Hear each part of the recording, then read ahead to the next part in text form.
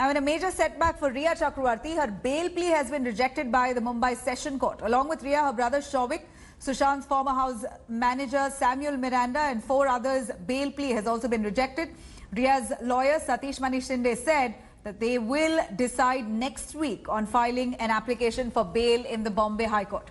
Rhea Chakravarti will continue to spend her time in Byculla jail. So far, Rhea has spent 2 nights in jail and her judicial custody is until September 22nd. In her bail plea, Rhea had argued that there is a threat to her life in judicial custody and nothing suggests her involvement in the drug trafficking. She said she was coerced to make some statements before the NCB and that's not true.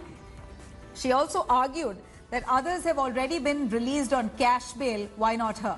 However, the NCB in court has argued that the probe into the case is still ongoing, it's incomplete, therefore Rhea must not be granted bail.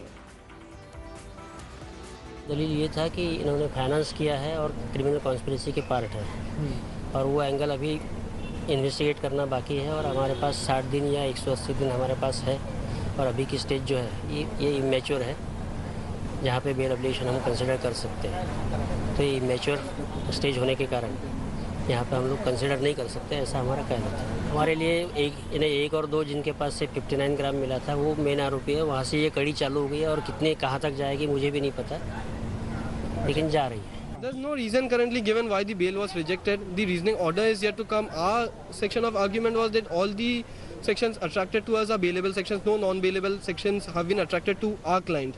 The major argument that investigation is at a crucial stage currently, so we can't release the accused because they have taken, according to NCB, the accused have taken certain names. So those accused will get alerted then if they are released on bail. This was the major ground. रिया का bell reject होना न्याय की ओर एक बढ़ता हुआ कदम है।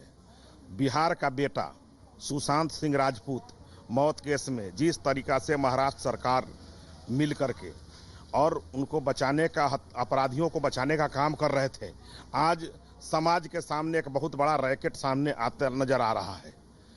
आज आपको यकीन हो रहा है बिहार के जनता को कि सुशांत सिंह राजपूत मौत केस में न्याय होगा।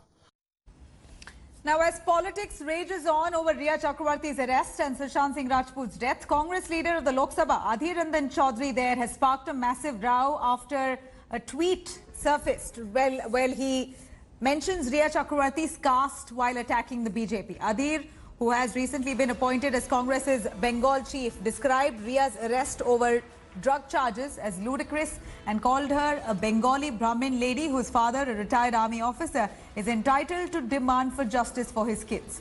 Now, in a series of tweets, Adhir Ranjan Chaudhary also accused the BJP of using Sushant's death as a political bait ahead of Bihar polls. The Congress leader said that justice for Sushant shouldn't be seen as justice to a Bihari person.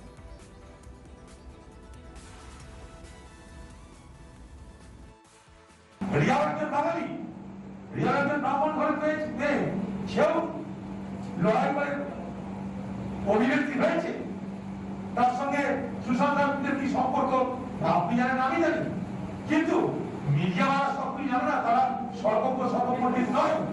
देखिए, मुझे ऐसा लगता है कि अभी NCB पूरी जांच कर रही है। एनसीबी का जांच का दायरा तो पूरा खुला दायरा है, जो भी चीजें उनके सामने आएगी उस पर वो कार्रवाई करेंगे। अभी चूंकि ये सारा मामला कोर्ट में चल रहा है, इस पर मैं ज़्यादा बोलूँगा नहीं, पर मुझे लगता है कि कहीं ना कहीं ये जो सारा ड्रग का मसला सामने आ रहा है, वंस फॉर ऑल इसको समाप्त करने की कोशिश की जानी चाहिए। इसमें पॉलिटिक्स लाने की कोई भी पार्टी ने ज़रूरत नहीं है। जो भी है वो सीबीआई करने वाली है, कर रही है और अच्छे से सभी हो रहा है, तो इसमें पॉलिटिक्स का कोई रोल नहीं है, ऐसा मुझे लगता है। ज़्यादातर मीडिया ने भी उसे उठाया है और मेरे ख्याल से इसलिए सबको लगता है क्योंकि वो बॉलीवुड जो हीरो हीरोइंस हैं उससे सभी लोग जुड़े हैं, इसलिए इसे ज़्यादा हाइप मिला हुआ है। भारतीय जनता पार्टी और जेडीयू बिहार में उनके होर्डिंग्स में, इलेक्शन प्रचार में नाम लिया जा रहा है कि उसके न्याय के लिए, उनको न्याय दिलाने के लिए हम संघर्षरत हैं। कुछ इस तरह की भाषा का इस्तेमाल तो अधीर रंजन चौधरी जी ने कोई गलत नहीं कहा, जो सही है, जो ग्राउंड रियलिटी है बिहार के चुनाव के संबंध में, वो उन्होंने बयान।